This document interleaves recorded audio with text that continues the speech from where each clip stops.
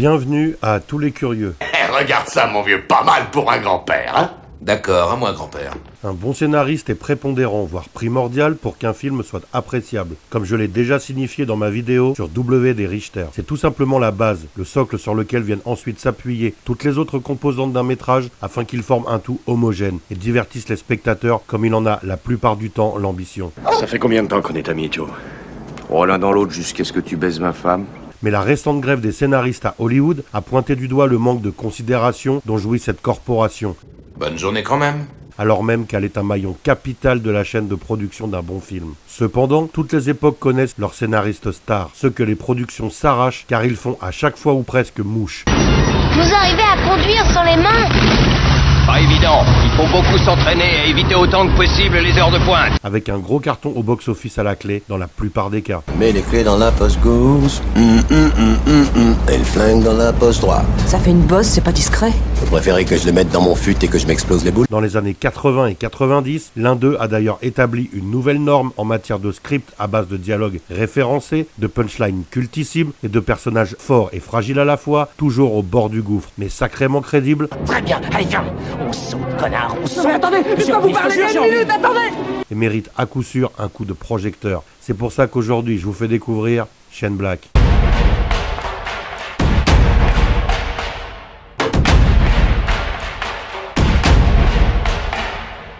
Shane Black, c'est un touche-à-tout du cinéma qui s'est illustré aussi bien comme acteur que comme script doctor, producteur, réalisateur et bien évidemment scénariste. Mais c'est surtout pour cette dernière fonction qu'il a marqué les esprits, notamment à la fin des années 80 et au début des années 90. Vous avez vu ça, c'est un jambard! Il est cinglé! Il a essayé de me tuer! Précédant des personnalités comme Andrew Kevin Walker, qui aura évidemment sa vidéo, mais surtout David Koepp, comme scénariste le plus demandé d'Hollywood. Il est né le 16 décembre 1961 à Pittsburgh en Pennsylvanie et se rend à Los Angeles pour apprendre les métiers du cinéma. Il sort diplômé de UCLA en 1983 et l'année suivante, il réussit à vendre son script Lethal Weapon à la Warner via Mark Canton qui se voit très intéressé. Canton demande à Joel Silver de produire le film. Ce dernier accepte alors qu'il produit déjà Brewster's Millions de Walter Hill, Weird Science de John Hughes et Commando de Mark Lester. De l'aveu même de Shane Black, le scénario originel était bien plus sombre, un western urbain façon Dirty Harry. Mais le propos est allégé, notamment par Jeffrey Boam, scénariste du Dead Zone de Cronenberg et futur auteur d'Indiana Jones et la dernière croisade, mais aussi des 2 volets suivants de L'Arme Fatale qui procèdent à plusieurs réécritures. La réalisation est confiée à Richard Donner qui vient de sortir l'excellente et cultissime comédie d'aventure Les Goonies, produite par Amblin, la société de Steven Spielberg. Et tout le monde connaît la suite. Un casting de haute volée qui confirme Mel Gibson en mégastar après Mad Max. Toi, est-ce que j'ai envie de t'exploser ta pauvre tête là maintenant?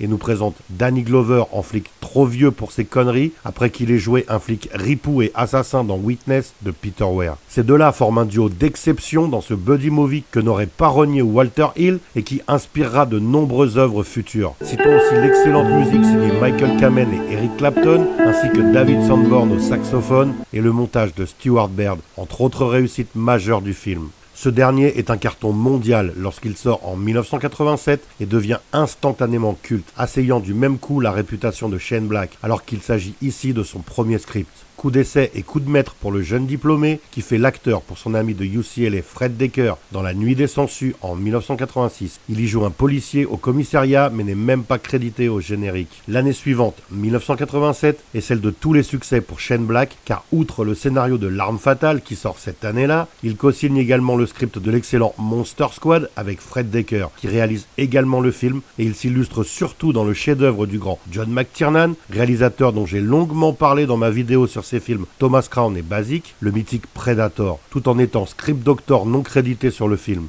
Il y joue le rôle d'Hawkins, le bout en train de l'équipe de Dutch, alias Schwarzenegger, qui ne fait que raconter des blagues salaces à ses coéquipiers. Il finira comme les autres, Sonny Landham et Bill Duke notamment, exterminés par le Predator. En 1988, il joue un patrouilleur dans Flic ou Zombie de Mark Goldblatt, lequel est principalement connu comme monteur, notamment sur Piranha et Hurlement de Joe Dante, mais aussi Terminator et Rambo 2. Une fois de plus, il est également script doctor sur le film sans être crédité. Très pratique quand on a sur le set un acteur qui écrit encore mieux qu'il joue. En 1989 sort L'Arme Fatale 2. Dès la sortie du premier volet et le succès retentissant qui s'en est suivi, Joel Silver demande un script à Shane Black pour une suite. Ouais, ça m'a plu. Elle m'a donné envie de m'acheter tout de suite des capotes. Oh là. Mais ce dernier vit quelques moments difficiles dans sa vie privée et demande de l'aide à un ami écrivain, Warren Murphy, co-auteur avec Richard Sapir de la série de romans L'Implacable, dont le premier volet sera porté à l'écran par Guy Hamilton en 1985 sous le titre Remo sans armes et dangereux, avec Fred Ward dans le rôle titre. Le scénario de Black et Murphy est particulièrement sombre et Riggs meurt à la fin, ce qui est une volonté expresse de Shane Black qui pense que cela est en adéquation avec le personnage. Mais Joel Silver, qui souhaite faire d'autres films, refuse catégoriquement et Shane Black claque la porte. Jeffrey Baum est alors appelé officiellement pour réécrire le script original et son travail est principalement d'ajouter de la comédie. Est-ce qu'elle n'est pas jolie, Martin?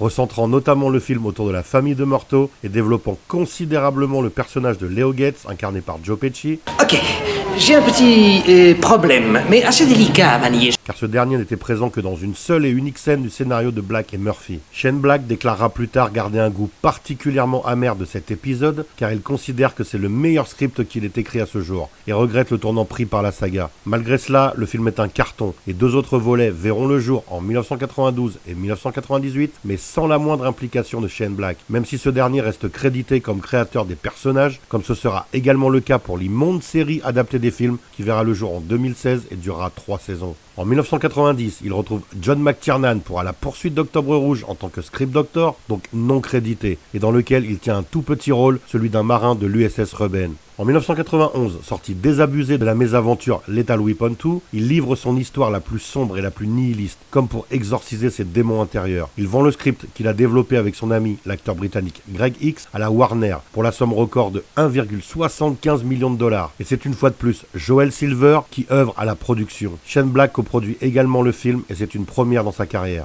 Le Dernier Samaritain, ou en VO The Last Boy Scout, voit son scénario considérablement modifié, surtout le 3e acte. Non, j'ai emmené les petits chanteurs à la Croix de Bois avec moi.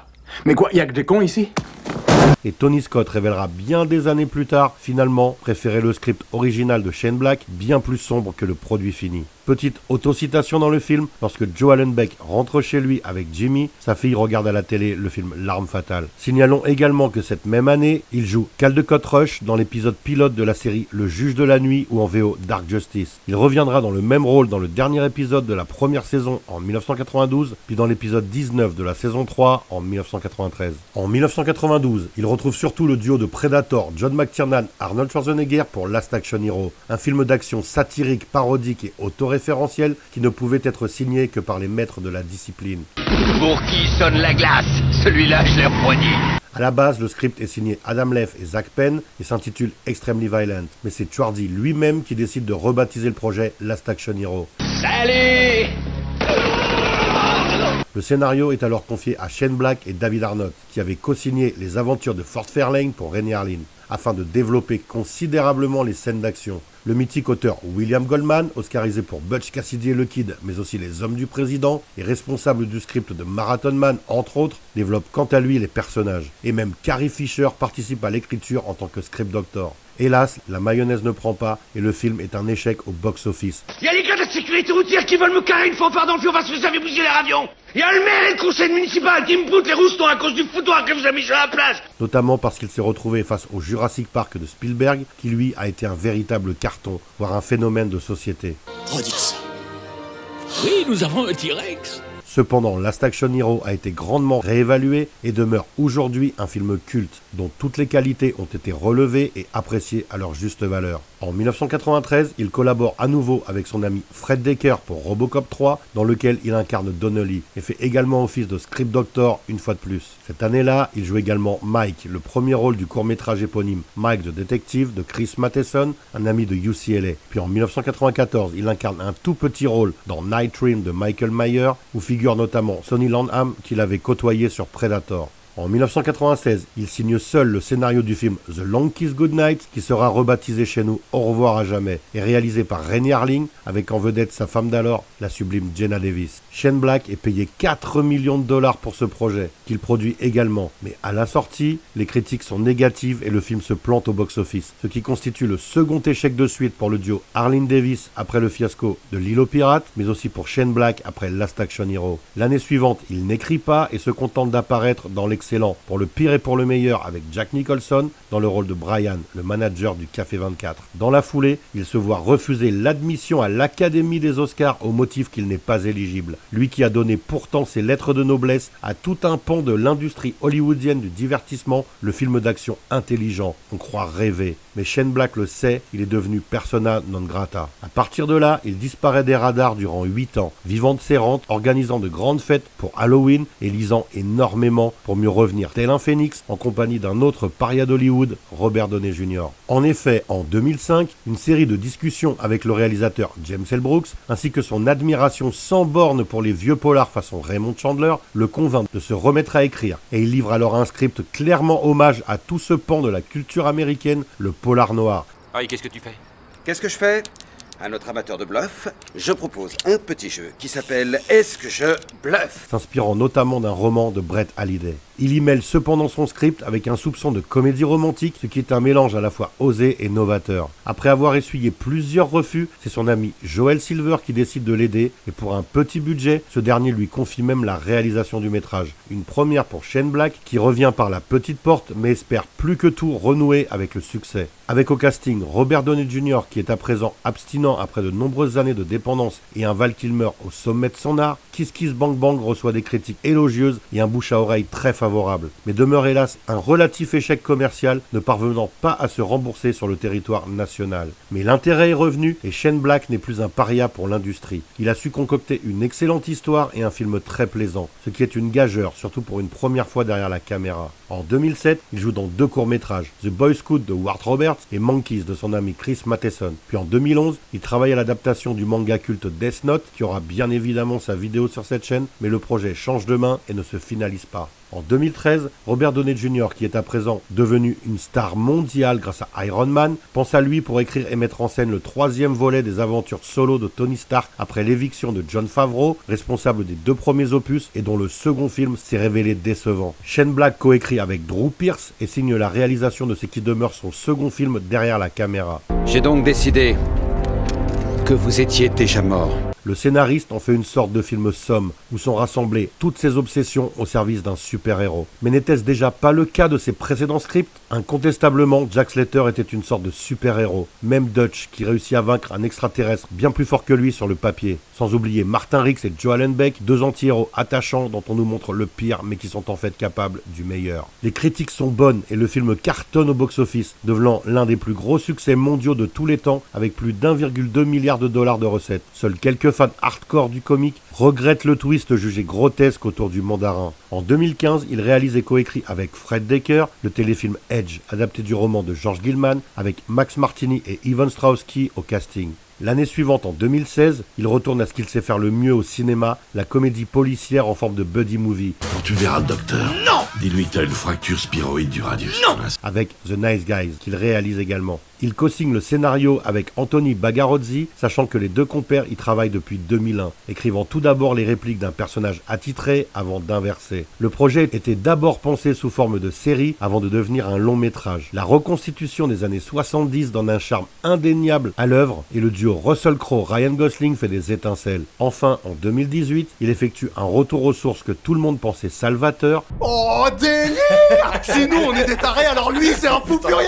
L'écriture avec une fois de plus son complice de longue date Fred Dekker et la réalisation de Predator, dernière itération en date pour le cinéma de la célèbre franchise qui l'avait quasiment vu débuter en 1987. Hélas, si l'on sent poindre par-ci par-là d'excellentes idées, le film est charcuté par la Fox et se révèle être un échec cuisant. C'est tout le malheur de Shane Black, comme de nombreux autres artistes talentueux, être embauché pour sa singularité, mais ne pas avoir les coudées franches pour s'exprimer comme il l'entend. Tu as dû glisser sur le parquet, puis comme par hasard, t'es tombé la queue en avant sur ma petite femme. Un non-sens absolu qu'on espère balayer pour ses prochains projets, aujourd'hui en pré-production ou en cours de développement, Doc Savage et Play Dirty. Voilà, vous en savez à présent un peu plus sur Shane Black. Non, sauvez-moi! Détachez-moi de lui! Ce type est malade, il est pas normal! N'hésitez pas à liker si vous avez aimé, à laisser des commentaires, à partager et à vous abonner pour soutenir la chaîne. A bientôt pour une nouvelle découverte, soyez curieux.